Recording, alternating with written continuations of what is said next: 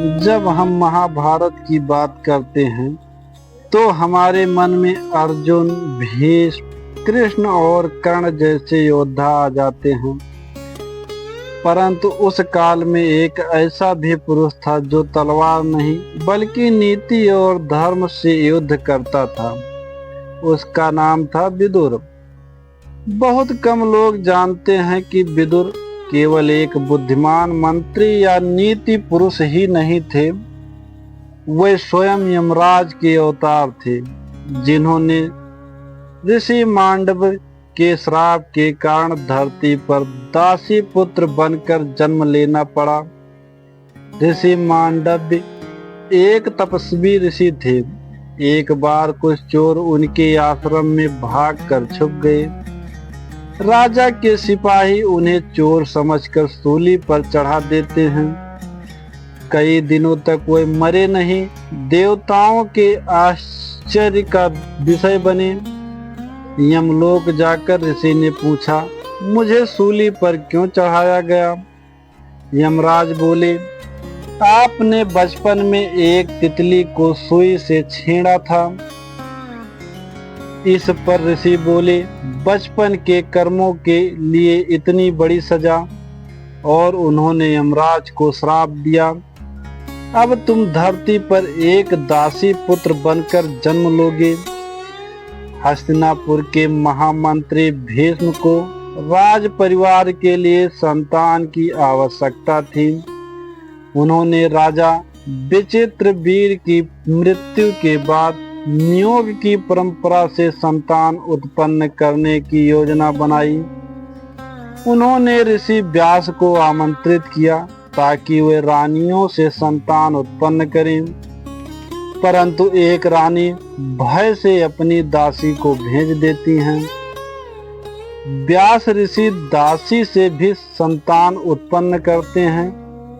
यहीं से विदुर के रूप में जन्म लेते हैं। वे जन्म से ही सामान्य नहीं थे, शांत, विचारशील, सत्यनिष्ठ। हालांकि वे राजकुमार नहीं माने गए क्योंकि उनकी माता दासी थी, लेकिन उनकी बुद्धि देखकर सभी आश्चर्यचकित हो जाते थे। वे वेदों, उपनिषदों और न्याय शास्त्र के ज्ञाता बने। उन्हें राजनीति, धर्म, कर्म और नीति की गहरी समझ थी। उन्होंने धृतराष्ट्र और पांडवों दोनों को नीति की शिक्षा दी। विदुर नीति उनकी कही गई नीतियों का संग्रह आज भी राजनीति और प्रशासन के लिए प्रेरणा है। धृतराष्ट्र अंधे थे, लेकिन सत्ता उनके पास थी।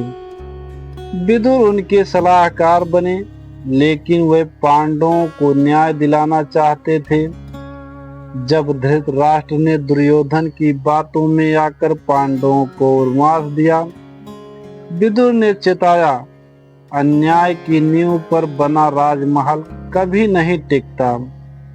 विदुर ने बार बार द्रौपदी के चीर हरण का विरोध किया। उन्होंने भरी सभा में एकमात्र व्यक्ति के रूप में आवाज उठाई, धर्म की हत्या हो रही है, क्या तुम सब मौन साध लिए हो? श्री कृष्ण जब युद्ध रोकने के लिए शांति प्रस्ताव लेकर हस्तिनापुर पहुंचे, उन्होंने विदुर के घर पर भोजन किया क्योंकि उन्हें विदुर की सच्चाई और धर्मप्रियता पर विश्वास था। कृष्ण ने कहा, राजमहल में स्वादिष्ट भोजन है, पर वह स्वार्थ से भरा है, परंतु तेरे घर की सूखी सब्जी में सच्चा प्रेम और धर्म है। श्री कृष्ण और विदुर के बीच धर्म, नीति, कर्म और समय पर लंबे संवाद हुए। विदुर ने युद्ध से पहले ही कहा था, जहाँ धर्म है वहीं विजय है, और धर्म अब कुरु दरबार से निकलकर वनवासी हो चुका है। वे धृतराष्ट्र को बार बार चेताते रहे, दुर्योधन तुम्हारा पुत्र है, पर धर्म से बड़ा कोई नहीं। युद्ध टालने के हर प्रयास में वो सबसे आगे रहे, लेकिन सत्ता और पुत्र मोह के आगे उनका धर्म दबता गया। युद्ध समाप्त हुआ, लाखों लोग मारे गए, पांडव जीते, विदुर टूट गए। उन्होंने सब कुछ छोड़कर संन्यास ले लिया। उन्होंने वन की ओर प्रस्थान किया और वहां महात्मा बनकर तपस्या की। वहीं पर धृतराष्ट्र, गांधारी और कुंती भी अंत में उन्हीं के पास आए। कहा जाता है कि विदुर का शरीर एक दिन दिव्य तेज में बदल गया और यमराज अपने लोक लौट गए। विदुर नीति कहती है, क्रोध को जीतो। सच्चा मित्र वही जो समय पर काम आए। धर्म की रक्षा से ही राज्य की रक्षा होती है। आधुनिक प्रशासन, न्याय और नेतृत्व में विदुर की नीतियां आज भी उतनी ही सटीक है। यदि हमारे नेता, अधिकारी और सामान्य नागरिक विदुर जैसे नीति और धर्म का पालन करें तो समाज में अन्याय, पक्षपात और भ्रष्टाचार की जगह न्याय, करुणा और सत्य का वास होगा। यमराज जो मृत्यु का न्याय करते थे, उन्होंने मानव जीवन में धर्म के न्याय को जिया। उन्हें सजा मिली, पर उन्होंने उसे भी उत्कृष्ट जीवन में बदल दिया। यही विदुर का संदेश है। परिस्थितियां कैसी भी हों, धर्म को कभी मत छोड़ो। विदुर ना तो राजा थे, ना योद्धा, पर वे सबसे बड़े धर्मवीर।